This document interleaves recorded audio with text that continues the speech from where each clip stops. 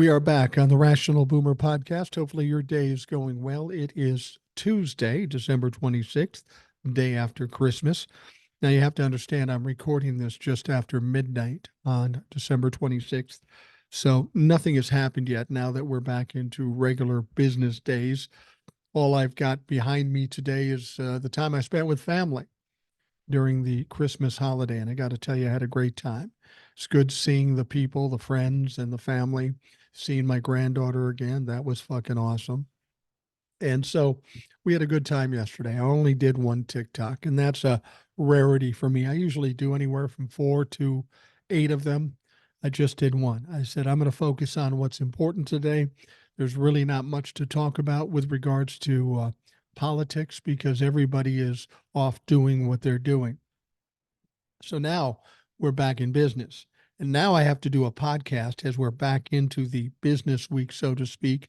And I got nothing to talk about. Well, there's some things to talk about, but not like the normal circumstances, when there's always something coming out. So this one will be interesting, but won't be quite as breaking news type of thing. You know what I'm saying? There's some interesting stuff, though, to talk about. One thing I will tell you, too, my experience in business this week is pretty much a dead week, too. I know when I was in business, I always dreaded, for business sake, the holiday from Christmas to New Year's. Because if you're going to take off time around Christmas, chances are you're going to take off the whole week leading up to New Year's. So not a lot happens during that week. Now, I don't know that that'll be the case with politics and all that's going on because there's some crazy shit going on, but we'll get through it one way or another. No doubt Ed will be with us at some point this week. Old soul. I'll reach out to her later today and we'll set something up. So we'll always have plenty of things to talk about. And it hopefully will always be interesting. I try my fucking best here. Try to do what I can do. I have one email, and actually, this isn't an email. This was a comment put on the website where the podcast is. So, kind of not a DM, not an email. It's something in between. Anyway, this one comes from Jin, and we've heard from him before. He says, "Hi, Mike. I wish you and your family a Merry Christmas as we are approaching the end of 2023. I just want to say I'm grateful that I have a stable job and I'm looking forward to a great 2024, starting with a criminal conviction of orange-faced bastard in the 2020 case. Also, I want to say thank you for your work on your podcast. It's hard to find a podcast that is unfiltered and impartial, unlike the asshole Joe Rogan. Your work is important to the American people, and please continue the work. Jin." Oh, there's no problem with that. I'm an old retired guy. What the fuck else do I have to do? But I think it's important, As I've said before, the Republicans have always been the loud and proud ones, shoving it in the Democrats' face, and the Democrats always seem to demur. Because I have a Democratic point of view, a more liberal point of view, but I don't tend to demur from anybody. So I feel it's my duty to get out there and talk as loud as any fucking Republican. And I got to tell you, my experience talking to Republicans, they're confused by it. They think of Democrats as wimpy and not willing to engage. When they run into me, I won't say they're afraid. They're not afraid, but they are certainly confused and they don't know what to do with it. Bullies are used to having people cow away from them. And then when somebody doesn't, they don't know what to do. And because they're bullies, they usually run the opposite direction. Because there's nothing substantial about them. They're just all bluster. All right. Well, Christmas was yesterday. And you can imagine Donald Trump had some very sensitive and touching words for his constituency. And when I say constituency, I'm talking about dumb fucks that still follow him in spite of all we know and all we've heard. Donald Trump took time out of his Christmas morning to warn his MAGA followers, "We are in the fight of our lives against the madness and doom perpetuated by his opponents." Well, there's a nice way to start off the year. What do you have ahead for us? Madness and doom. Well, I got to tell you what, this is where Donald Trump is projecting because, frankly, if Donald Trump ever became president again, that's where the madness and doom would come. Former president posted the Christmas message to Truth Social Monday morning. And he said this: it's hard to have a truly great Christmas when you have a crooked and incompetent president who wants to put his political opponent in jail and who has been working hard for a change, illegally using all of the levers of the law enforcement to do so. We are in for the fights of our lives to save our country from madness and doom. MAGA 2024. So you think Donald's nervous? I don't think there's any fucking question. He's nervous as shit, and he should be. Now, just before the Christmas message, he posted this prediction: glorious victory for MAGA patriots in 2024. Well, Donnie, I think you're reaching there. There's nothing that says you or any MAGA candidate is going to win. You're all going to get beaten like dogs.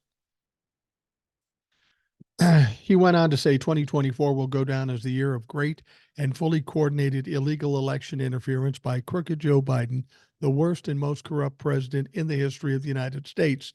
The DOJ, FBI, AGs, and DAs throughout the country. But despite it all, in the end, there will be a big and glorious victory for those brave and valiant patriots who want to make America great again. Merry Christmas to all. Boy, that makes you feel good, doesn't it? Makes you feel confident. Now, you and I hear this stuff and we kind of laugh at it, kind of chuckle at it, because it's just bluster and buffoonery. But there are some people out there that buy into this. I bet you we could talk to a Trump LaFuck today and they'd go, see, it's going our way. Fact of the matter is, nothing is going their way. Everything is going to shit. The former president's doom-filled post followed an enraged all-caps greeting on Christmas Eve in which he blamed Joe Biden's misfits and thugs for making his life miserable. It's called election interference. Merry Christmas. Fierce Trump follower Laura Loomer took a page from the former president's dark Christmas message to warn on X, Merry Christmas. While you are with your family today, please take time to think about how this might be the last Christmas you ever celebrate with your family if Donald Trump isn't reelected. The situation in our country and the world is dire.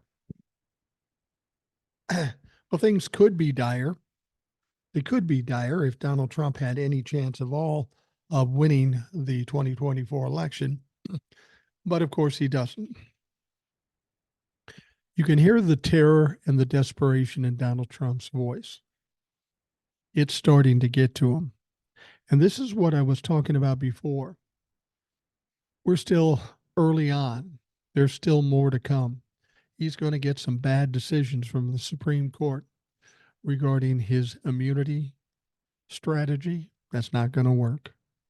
And then a large part of the defense strategy for all of Donald Trump's cases are going to go away. They're going to disappear. So what's he going to do then? Like with the classified documents. Well, I had every right to take. Well, we've already adjudicated the fact that he didn't have the right. He doesn't have immunity. So there's really nothing much to argue in these cases. I feel sorry for the lawyers. I mean, I don't really feel sorry for the lawyers, but the lawyers have to mount some kind of defense. And every time Donald Trump opens his mouth or does something else, they lose another part of that defense.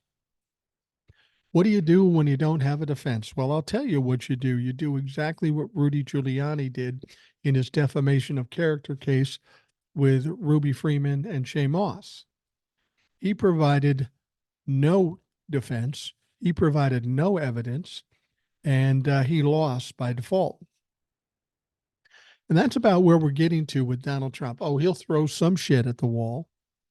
He'll throw some shit out there, but none of it will stick. Donald Trump is in trouble, and the end is near. That's why I don't understand why there are people who say, oh, if he ever gets to be president, if he gets to be the nominee. I said this yesterday. It's not going to happen. It can't happen. Even if he does become the nominee, there's no way he wins the election. He is weaker than he's ever been, and he wasn't strong in the first place. So I'm not, and people always ask me, why aren't you worried? Because Donald Trump can't win the presidency and he's going to get convicted of some things. Yeah, but what if it doesn't happen before the election? So what? So what? He's not going to get elected. He's not going to be able to pardon himself. He is going to get convicted at some point. And this one in D.C., I'm convinced he is going to get convicted well before the election. And I have a story about that in a bit of somebody who would know explaining why that is the case. A lot of people give Donald Trump way too much credit. They're used to him slipping out of things.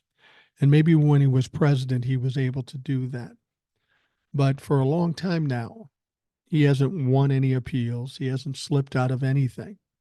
And those people that think nothing has happened to Donald Trump, I beg to differ.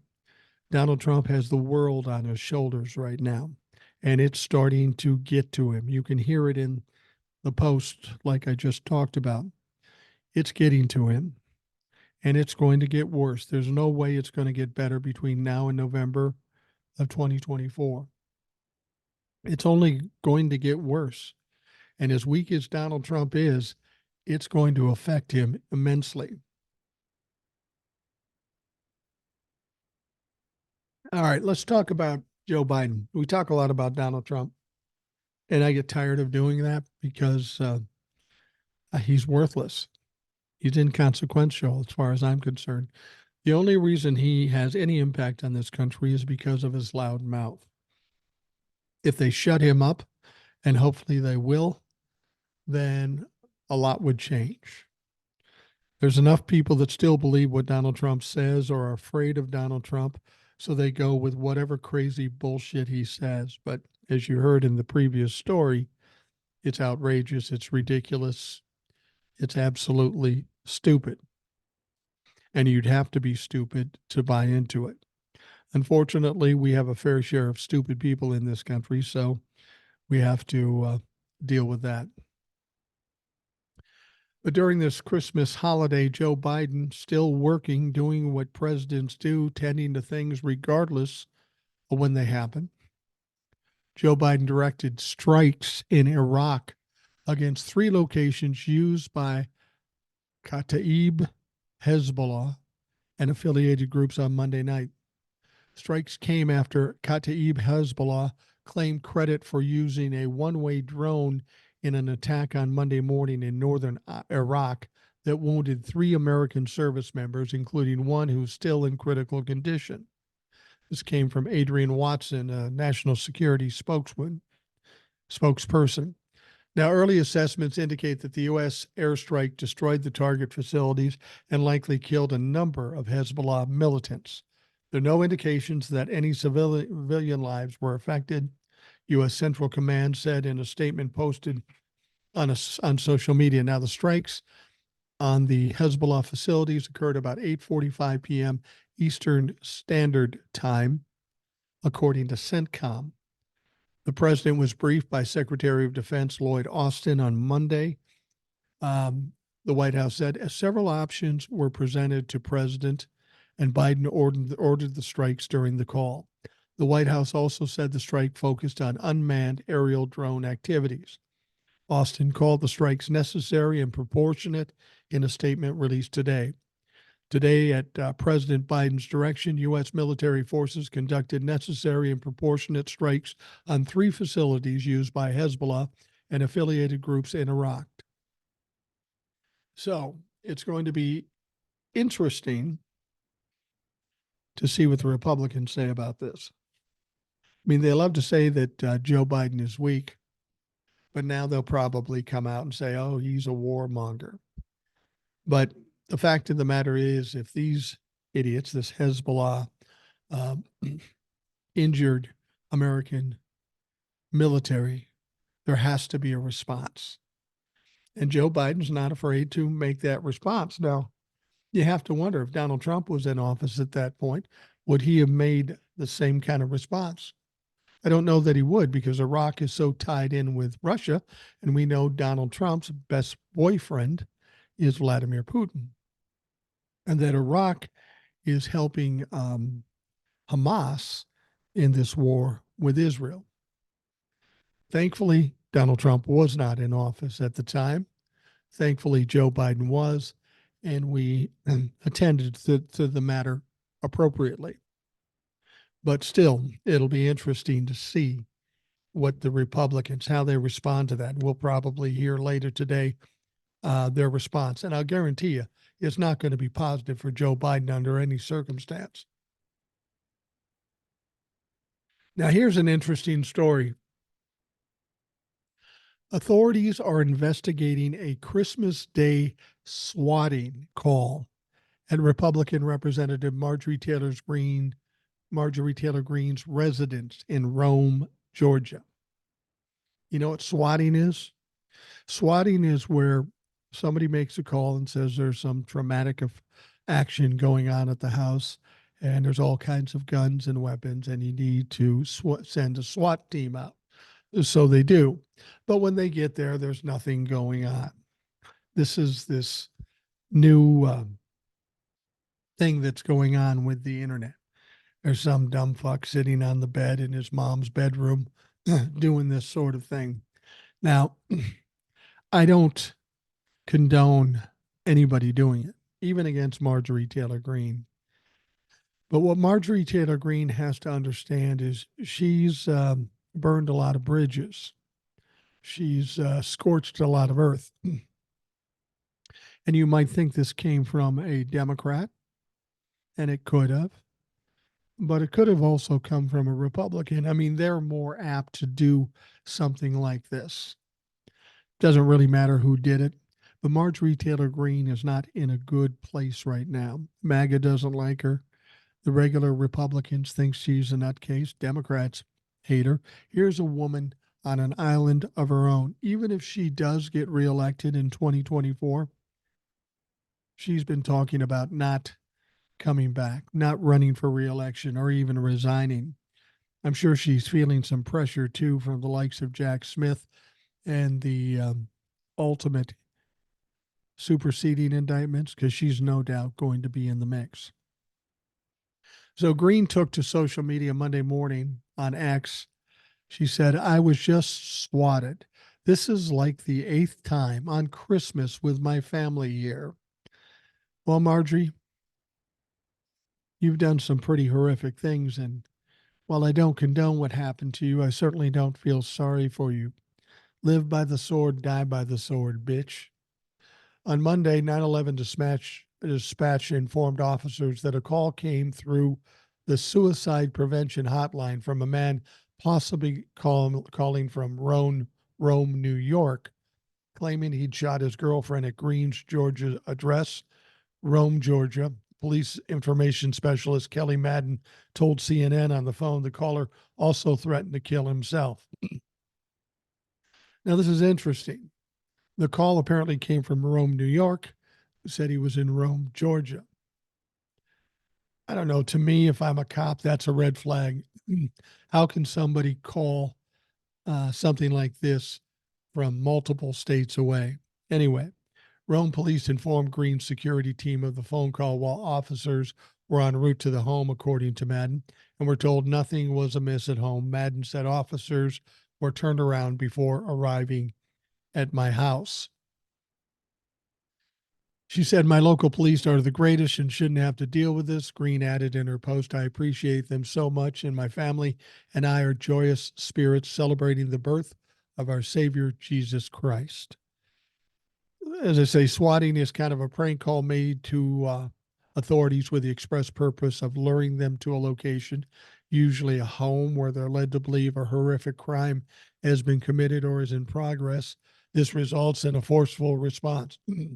So the intent was to get a SWAT team in there, pull them all out, make a big noise during Christmas. Again, was it a Republican or a Democrat? It ultimately doesn't matter. It didn't work. And it just shows how childish some people are. I mean, Marjorie Taylor Greene has a lot of problems and she's done a lot of bad things. This kind of thing doesn't help at all. It's kind of lame, kind of stupid. Now, Republican Representative Brandon Williams said in a post he was also swatted on Christmas Day. Our home was swatted this afternoon, the New York Republican said, thanks to the deputies and troopers who contacted me before arriving. They left with homemade cookies and spiced nuts. D's nuts. Merry Christmas, everyone. Cayuga County Sheriff Brian Schenck confirmed law enforcement responded to a swatting incident at the congressman's house Monday. He added that just after 2 p.m., authorities from the sheriff's office and the New York State Police responded to a reported confessed shooting incident at Williams' home. I got to be honest with you. For the things they put people through, the true trials and tribulations and pain and suffering they do to these folks, I don't feel sorry for any of these people. As I say, you live by the sword, you die by the sword. These are not good people, but swatting them is not what I hope happens to them. I hope that they're ultimately held accountable, that they end up on some indictment list and ultimately expelled from office. That's what should happen and hopefully will happen. All right, let's talk about some more goofballs. And this is in a state that's real near me. It's just south of Minnesota here. Of course, I'm talking about Iowa. And apparently, Iowa will not participate this summer in a federal program that gives $40 per month to each child in a low income family to help with food costs while school is out, state officials have announced. $40 a month? And that ain't much. You can't do much eating on $40 for a family. The state has notified the U.S. Department of Agriculture that it will not participate in the 2024 Summer Electronic Benefits Transfer for Children or Summer EBT program, the state's Department of Health and Human Services and Department of Education said in a Friday news release. The question is, why would you do that? This isn't coming out of the pocket of the state. This is coming out of the federal government. This is just cruel and mean behavior. They don't want anything from the Biden administration. They don't want the Biden administration to look good. So they're going to refuse this. The end result is no, kids aren't going to get the money they need just to keep them fed. Apparently, that's not an important issue to Iowa and its governor and its Republicans. It's just appalling the shit they will do. They will punish other people for political reasons. There's no excuse for that. Health and Human Services and Department of Education said in a Friday news release, federal COVID era cash benefit programs are not sustainable and don't provide long-term solutions for the issues impacting children and families. An EBT card does nothing to promote nutrition at a time when childhood obesity has become an epidemic. Iowa Republican Governor Kim Reynolds said in a news release. She added, if the Biden administration and Congress want to make a real commitment to family well-being, they should invest in already existing programs and infrastructure at the state level and give us the flexibility to tailor them to our state's needs. That's an interesting point. Didn't we hear from Ed on the show recently about something going on in Tennessee where they get all this money to do some good and all it does is sit in the bank? They don't want to help anybody. So Kim Reynolds is basically saying, well, just send the money to us and invest in whatever systems we have and we'll do the right thing. I don't think Biden is dumb enough to buy that bullshit. I know I'm certainly not believing anything they say. This is all political. And in the end, the kids are affected. What I would ask of Kim Reynolds is, what the fuck are you doing? If you have a problem in your state and you are the governor of that state, what are you doing? Why do you need help with current strategies that you're using? Are they not funded properly? Are you not doing the job? I'd be willing to bet you're not. And now you want the federal government, instead of doing their own little program to make sure it's done properly, you want them to put the money in your hands so you can grift it, steal it, divert it. Sorry, nobody's buying the bullshit anymore. States that participate in the federal program are required to cover half of the administrative cost, which would cost an estimated $2.2 million in Iowa. Some state lawmakers, including Democrat Senator Isa Knox of Des Moines, quickly voiced their opposition to the decision. It's extremely disappointing that the Reynolds administration is planning to reject federal money that could put food on the table for hungry Iowa kids. This is cruel and short-sighted decision will have real impacts on children and families in my district and communities all across Iowa. Officials in nearby Nebraska also announced this week the state will not participate in summer EBT, which would cost Nebraska about $300,000 annually in administrative costs. In the end, I fundamentally believe that we solve the problem and don't believe in welfare, said Nebraska Governor Jim Pillen, told the Journal Star on Friday. But Nebraska will continue participating in a different federal program called Summer Food Service Program, which combines programming like reading, physical activity, and nutrition education with food assistance, according to the Journal Star. We just want to make sure that they're out. They're at church camps, they're at schools, they're at 4-H, and we'll take care of them at all the places that they're at, so they're not out amongst other people and not feeding a welfare system with food at home, Pillen said. So what they're basically saying is, let's keep these kids busy before they get into trouble. Let's make sure they're in the process of being indoctrinated by the Republicans, and then we'll feed them. Not if they want to be out on their own. Aren't the Republicans the one always talking about freedom? It's funny, everything the Republicans want to do have just the opposite effect of freedom. Let's take away constitutional rights away from women and overturn Roe v. Wade. That ain't freedom. This ain't freedom. A bipartisan group of Nebraska lawmakers have urged the state to reconsider, saying summer EBT would address the needs of vulnerable children and benefit the state economically. At least 18 states and territories and 2 tribal nations, Cherokee Nation and Chickasaw Nation, have announced they intend to participate in the summer EBT in 2024. The list includes Arizona, California, Kansas, Minnesota, West Virginia, American Samoa, and Guam, among others. Territories and eligible tribal nations have until January 1 to notify the Department of Agriculture of their intent to participate in the program. This is my biggest problem with the Republican Party. Everything is about politics. Everything is about one-upping the Democrats or owning the libtards. But in the process, they don't do what they're elected to do and what they're paid to do.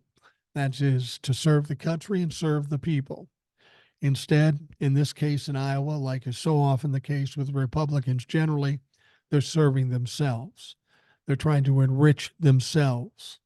It's only about benefits for them. I feel sorry for the people in Iowa.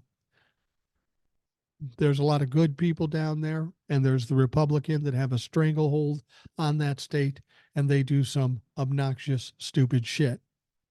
And it's sad too, because I do like Iowa. I go down there from time to time. There are some places I enjoy visiting. But we are in tough times right now, and there are kids that need to be fed, and they don't always have the option to be fed in their own homes. It's a sad state of affairs, but it's the fucking fact. If our country can, at the very least, make sure these kids aren't hungry, I don't know what we're doing. I don't know what the plan is. And again, states like Iowa that decide to turn something like this down have no plan. They would love to have the money come through them so that they can grift it, divert it, or just stockpile it, like we're hearing about in Tennessee from Ed. It's a sad day when your own elected officials are working against you, working against getting children fed during the summer. The only thing I can tell you, the only option you have if you're angry about this is to vote these motherfuckers out. Kim Reynolds. I mean, here's Kim Reynolds, allegedly popular in the state of Iowa, but she does things like this. This is what Iowa wants to have done in their state. Well, I tell you what, whether it be Kim Reynolds in Iowa or Donald Trump in the United States of America in the presidential office, if you vote for these people, this sounds kind of cold, but if you vote for these people and put them in office, well, then you deserve exactly what you're going to get. That's why it's important people of intelligence vote these people out, because there are people that are so stupid they don't understand that they're working against themselves. We have to step up and vote in huge numbers just to avoid idiots from hurting themselves. I don't know.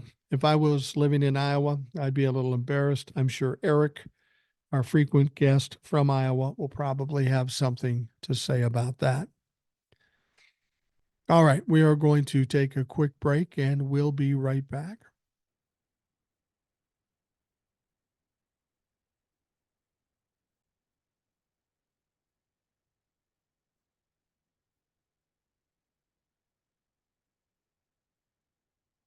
I know there's a lot of people still agonizing over this decision by the Supreme Court to not expedite this case Donald Trump has of claiming immunity.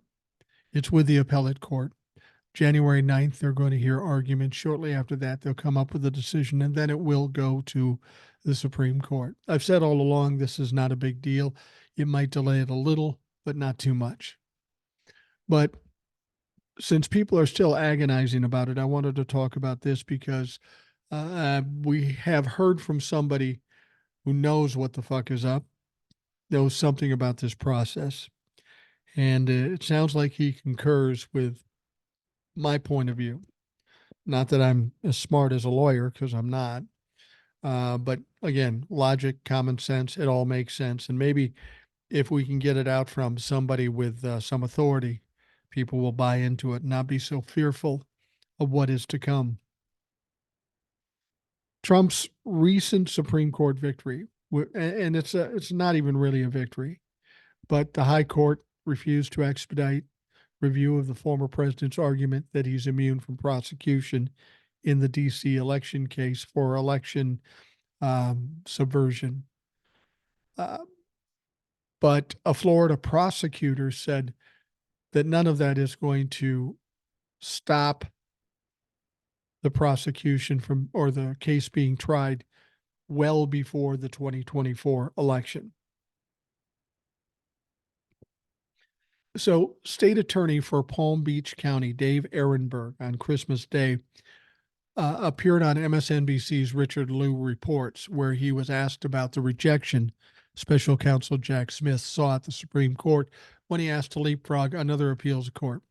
Ehrenberg began by suggesting Trump was attempting to put himself above the law and make himself a king by seeking presidential immunity in the criminal matter.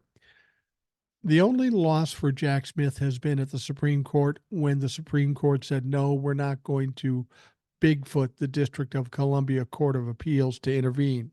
We will let them to do it, Ehrenberger said, and adding what he believes will happen in the lower court of appeals.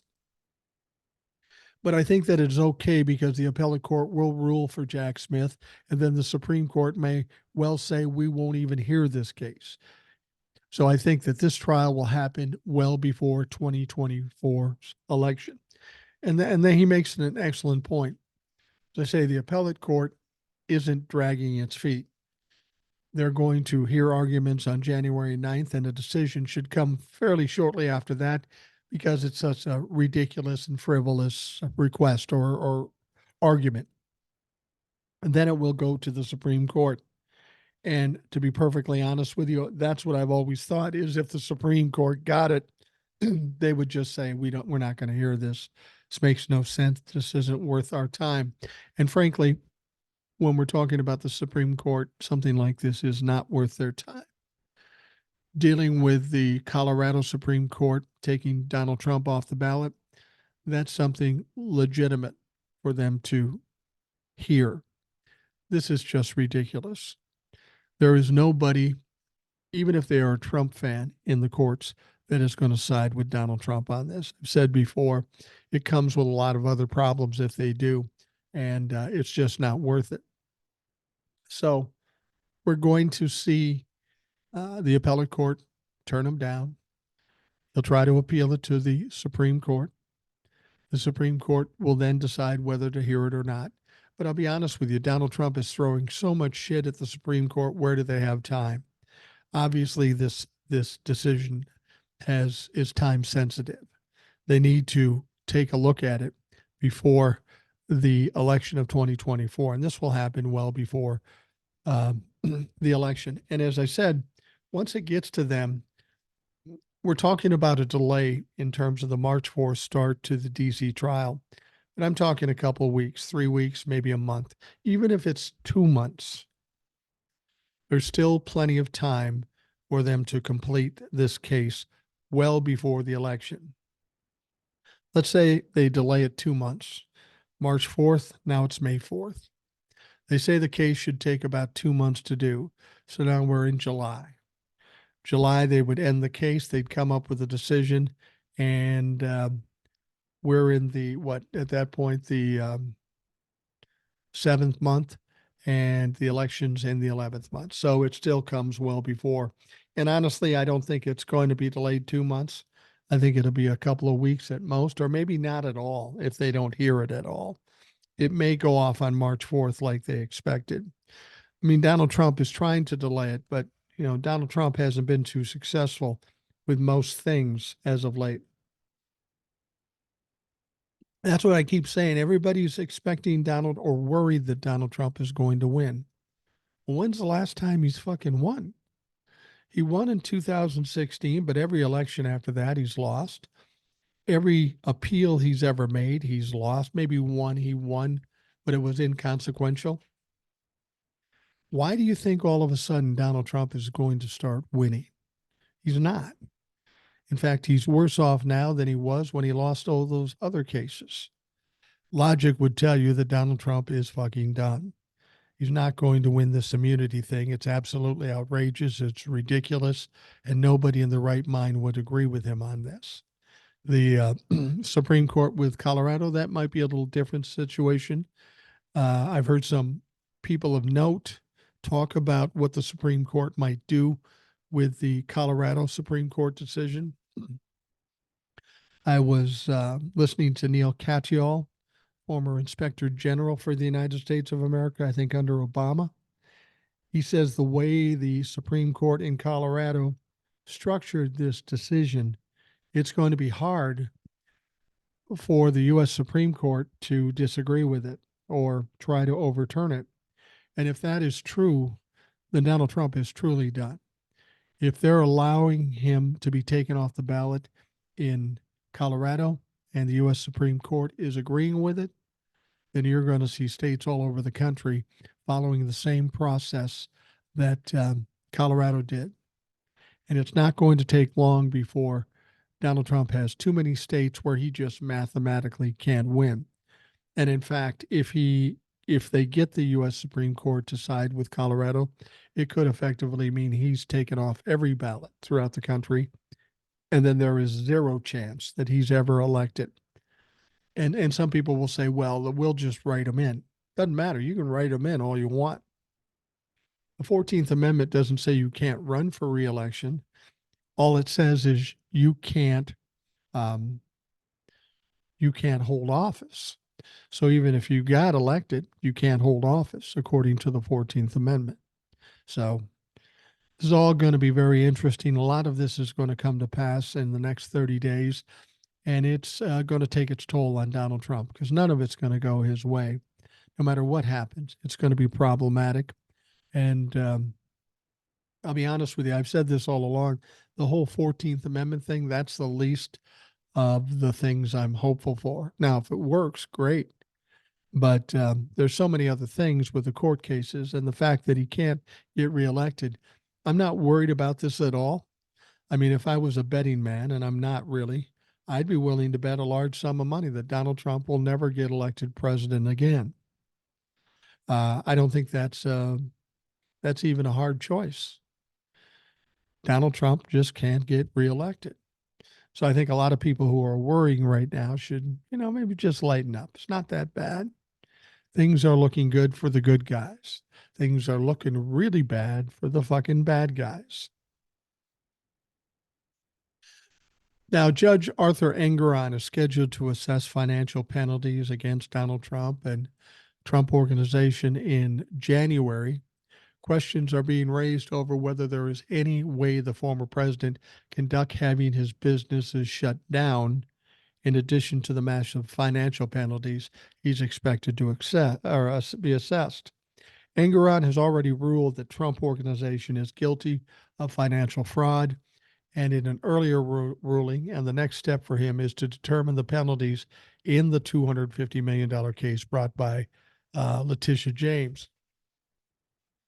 Now, asked if the former president can wriggle out of the eventual verdict and attendant penalties, for example, transferring all his assets to his daughter, Ivanka Trump, who was not party to the lawsuit. John Moscow, a former financial crimes prosecutor for the Manhattan DA, poured cold water on that whole concept. In an interview with the Business Insider, Moscow first stated he, Trump, can try to claim he was deprived of his property without constitutional right to due process. And the answer will be you had 3 years of process of the law before adding it's bullshit, but they'll try it. As for reassigning the assets, that is not in the cards either. He was asked, couldn't Trump wriggle out of all this by merely moving Trump Organization headquarters out of New York, changing some LLC names, or transferring everything to, say, Ivanka? Business Insider asked only to be told. Trump tried some name game funny business early on, claiming in court documents a year ago that the Trump Organization can't be sued because technically that's just branding shorthand and not a legal entity. Engeron rejected that argument. There's a lot of people out there talking about how Donald Trump is going to wriggle out of this. He's not going to. I mean, Donald Trump's not the first motherfucker in the world to try to do this shit. There are laws against these things. Ivanka Trump can't be transferred everything. He can't change the names. He's going to try all that bullshit, but he's not going to get away with it. Donald Trump is flailing right now. Excuse me. He's flailing right now, and he's trying anything and everything. And unfortunately for Donald Trump, nothing is working. Nothing is going to work for Donald Trump in this situation. In terms of the New York lawsuit, he's done. There's going to be a lot of money owed.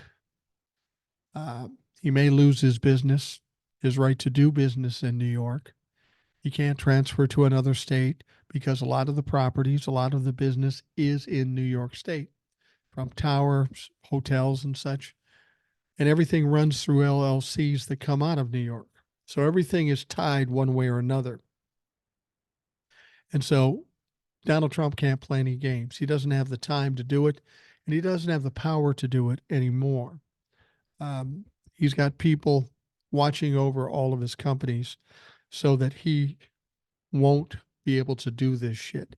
He's in receivership. That means somebody outside the Trump Organization is watching everything, and he has to qualify everything he does. And if it's beyond the scope, well, then they're just going to fucking deny it. Donald Trump does not like this. He doesn't like having somebody in control of his shit. But unfortunately for Donald Trump, that is the way it is, and that is the way it's going to be. And he has no way to wriggle out of that. So I thought you'd be happy to know that. Now, the FBI is currently investigating some violent threats made against Colorado Supreme Court justices who took Donald Trump off the ballot. Oh, there's a big surprise. Colorado Supreme Court takes him off the ballot. Now they're getting threats. This is part and parcel to the way Donald Trump does business and his dumb fuck Trumplafucks wading in and trying to intimidate the Colorado Supreme Court. Sorry, that's not going to work. Now, on Monday, the FBI released a statement claiming it was working with local law enforcement to assist in investigating the threats made against justices who removed the Republican frontrunner from the ballot. A guarantee of these dumb motherfuckers left a paper trail so easy to follow that they'll be in jail in no time. Earlier this month, Colorado Supreme Court made the decision 4-3, ruling that Trump's not eligible to become president again. Now, FBI public affairs official Vicky Magoya said the FBI is aware of the situation and working with local law enforcement. She said, we'll vigorously pursue investigations of any threat or use of violence committed by someone who uses extremist views to justify their actions, regardless of motivation. State law enforcement previously told CNN that the threats made against judges would be investigated and handled by local authorities. Now, in addition to the federal response, state and local law enforcement officials and non-government research groups have been monitoring rhetoric extremists online. The names of 4 Colorado Supreme Court justices who ruled to disqualify Trump from the ballot have appeared frequently in incendiary posts in such forums with calls to expose the judge's personal data, according to an analysis of the online chatter prepared by one nonpartisan research organization for U.S. law enforcement. Now, I got to tell you, these dumb fucks aren't aware. You start fucking with a federal judge, you got some problems. That's serious fucking jail time. Now, while the analysis found no specific threats to the judge, it said there remains a risk of a lone actor or small group violence or other illegal activities in response to the ruling. As I've said before, you're not going to see any of these mass attacks again. The Trumplafucks just don't have the courage to do such a thing.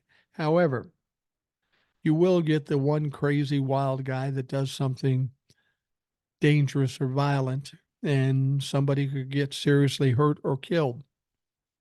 So you have to be on top of that shit. Otherwise, one of these people will fall through the cracks and do something stupid. Now, one user on a far-right pro-Trump website posted, all fucking robed rats must fucking hang, an apparent reference to the Colorado justices.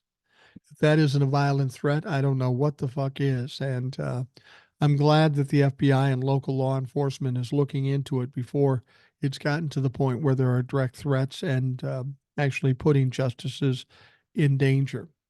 Now, following the decision, Trump and his supporters criticized the justice, claiming the former president cannot be barred from running for office on the grounds of insurrection because he's never been charged criminally for the offense. Trump faces 4 criminal indictments in 4 separate jurisdictions. We've talked about this before, and that's what they're going to say. They're going to say that Trump can't be taken off the ballot because he hasn't been convicted. Well, there's no place in the Constitution that suggests he has to be convicted. And we know all the Republican originalists would have to agree. If it's not in the Constitution, then it isn't real. I mean, that was their complaint or their argument for overturning Roe v. Wade. Nowhere in the Constitution does it say abortion is a constitutional right, and they're correct about that. But if you want it one way, you're going to have it the other way. And this is an argument they're going to lose every time. Now, a few days ago, we had Jason He was a guest on the show. He's a listener. He's a frequent guest. He is in Texas. He gives us some interesting insight from Texas. And there we have a fucked up state. And we have an attorney general who's probably the most corrupt, most criminal politician in all of America. Texas Attorney General Ken Paxton asked a Seattle hospital to hand over records regarding gender affirming treatments potentially given to children from Texas, according to court filings that appear to show the Republican going beyond state borders to investigate transgender health care. What the fuck's up with HIPAA? I thought you can't give out any medical information about anybody to anyone. Seattle Children's Hospital filed a lawsuit in Austin, Texas this month, asking a court to invalidate or narrow the request from Paxton, a staunch conservative who has helped drive Republican efforts to target the right of trans people. His office sent similar letters earlier this year to Texas hospitals. So he's not only sending them to Texas, but he's sending them outstate, like he's some sort of king or ruler. This is the problem, Texas, you have when you keep a guy in office and you don't hold him accountable. He's going to go off the rails eventually. Now, Texas is among more than 20 states that have enacted laws restricting or banning gender affirming medical care for transgender minors. On Friday, court records showed there has been no decision yet on the Seattle hospital's lawsuit. The hospital argued Paxton's office was overstepping its jurisdiction and had no authority to request records. Additionally, the demands represent an unconstitutional attempt to investigate and chill potential interstate commerce and travel for Texas residents to another state. Paxton's office did not immediately respond to a phone message and email seeking comment Friday. Ashley Speller, a spokesperson for Seattle's Children's Hospital, said in an emailed statement that it complies with the law and went to court to protect private patient information related to gender affirming care services at our organization. Now, the hospital received the request from Texas in November. The lawsuit includes a copy of the letter from Paxton's office, which, among other requests, asked the hospital to produce records identifying medication giving to children who live in Texas, the number of Texas children who receive treatment, and documents that identify the standard protocol or guidance for use of treatment. Now, what do you think they would do with that information and those names? I would have to bet that if they find out that people from Texas receive this kind of health care and then came back to Texas, you think they're going to persecute these children? Yeah, I think they are. Is that what our state is supposed to fucking do for us? I don't know. You folks that live in Texas, you need to look at these motherfuckers. They are taking rights away from you. They are hurting your state and hurting the people in the state, regardless of their gender or their race or their religious beliefs.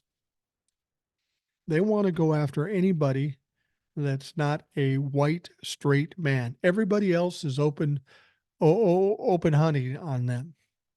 The hospital argued it cannot respond to the letter under a law signed by Democratic Governor Jay Inslee earlier this year that aims to protect minors seeking gender-affirming care in Washington.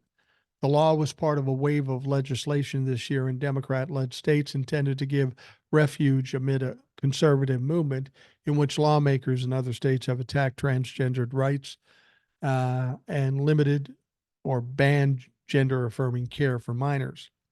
Now, in May, Paxton's office sought information from Dell Children's Hospital in Texas about its policies on puberty blockers, as well as documents identifying patients it is referred to for treatments or counseling. The Attorney General's office requested at the time asked to examine hospital records to determine whether any state laws have been violated or misrepresentations have been made to parents and patients. Now, those efforts began before Texas restrictions were signed by Governor Greg Abbott, who was the first governor to order the investigation of families of transgender minors who receive gender affirming care. The Texas law prevents transgender minors from accessing hormone therapies, puberty blockers, and transition surgeries, even though the medical experts say such surgical procedures are rarely performed on children. Children who already started the medications being banned are required to be weaned off in a medically appropriate manner. Yeah, that's what these fucks do. Now, again, they're all up in arms about something that is rarely done. And whether you agree with what's being done here or not, you have to understand, why is it an attorney general can go out of state and get medical records of anybody? Even if you're against the transgender thing, you have to understand it doesn't stop there. It's like Vladimir Putin in Ukraine. You think he's going to stop there if you let him continue? He's going to go to Poland. He's going to go into NATO countries. Same is the case here. Once they successfully take away a constitutional right like Roe v. Wade, do you think they're going to stop there? They're going to go after um, medicines and medical applications, and all they want to do is do their draconian bidding. And all of it is about hurting the people of this country, people that are not like them. And that is a big problem. And I don't understand why an attorney general can supersede this HIPAA thing. You're not supposed to be able to get medical information on anybody for any reason. So you're telling me an attorney general, if he gets mad and wants to get my medical information, he can do that? Sorry, that doesn't make sense to me. I need to dig into that a little further. Does HIPAA not um, not stop political people from getting information about my medical care? I don't know what the deal is, but it is frustrating and it is a little terrifying when you think about it. Moving on. According to former federal prosecutor Glenn Kirshner, who I like very much as the conservative dominated Supreme Court may want to show deference to Donald Trump over his claims of presidential immunity, the justices will look at the big picture and how that decision will impact them. Now, in a series of posts on X, formerly known as Twitter, Kirshner explained that the court should dismiss the Trump's legal team's BS claim that a president can commit any and all crimes while in office with absolute immunity from prosecution. He said if the Supreme Court is an honest broker of the law, I know, it will also refuse to review Trump's BS immunity claim once it's rejected by the D.C. Appeals Court. He wrote, "Please remember this. If the court bestows upon Trump absolute immunity, thereby putting him out of reach of our nation's criminal laws, the Supreme Court will have demoted itself to a second-class branch of government, as Trump could then commit any crime he wished in efforts to undermine the authority of the Supreme Court," adding that the Supreme Court loves its supreme status. He suggests the nation's highest court will never relinquish it by ruling that a president is above the law. So, if nothing else, take heart in the Supreme Court's allegiance to, well, itself and its own supreme status. Explaining that the law is clear enough that Trump should not win if he follows through with an appeal, he added, if all else fails, the court will deny Trump's BS immunity claim, motivated by its own sense of self-preservation. And I think that's the important thing to understand. It's not just a matter of saying, well, we like Donald Trump, so we'll give him whatever he wants. It's the ramifications after the fact. As we've said before, if Donald Trump is immune, then so is Joe Biden. Joe Biden can do whatever he wants. Now, I doubt that he would do that because he's not a criminally minded man. But somebody down the road may be, and it could be a Democrat. And the Republicans and a conservative Supreme Court have to consider that. But as Kirshner said here, if they give him immunity, they're basically demoting themselves. The laws that they are upholding will not be held over Donald Trump's head. They're never going to do that. They're never going to undercut their own power. And that's essentially what they would be doing if they gave Donald Trump complete immunity. I mean, the whole argument is totally ridiculous. I mean, it's really ridiculous. And to think that that's even something to worry about, I'm just telling you right now, it's not. The appellate court will overturn it, or not overturn it, but deny it. It'll go to the Supreme Court, and I'm guessing they probably won't even hear it because it's that ridiculous. That would be the safest bet for them. We're just not going to hear it. We're busy with all of Donald Trump's other bullshit that we got to deal with.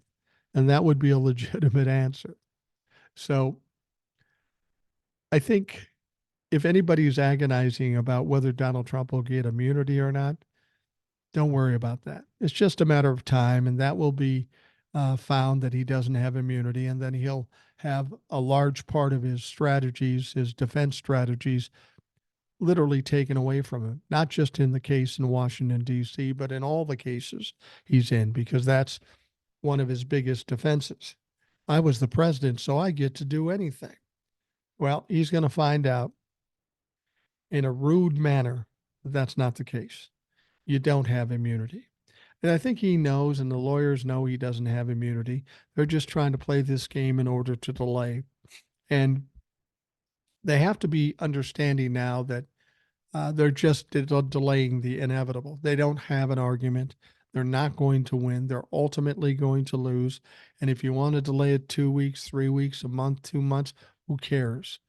It's still going to come falling down on your fucking head. And they know this. At least the lawyers do.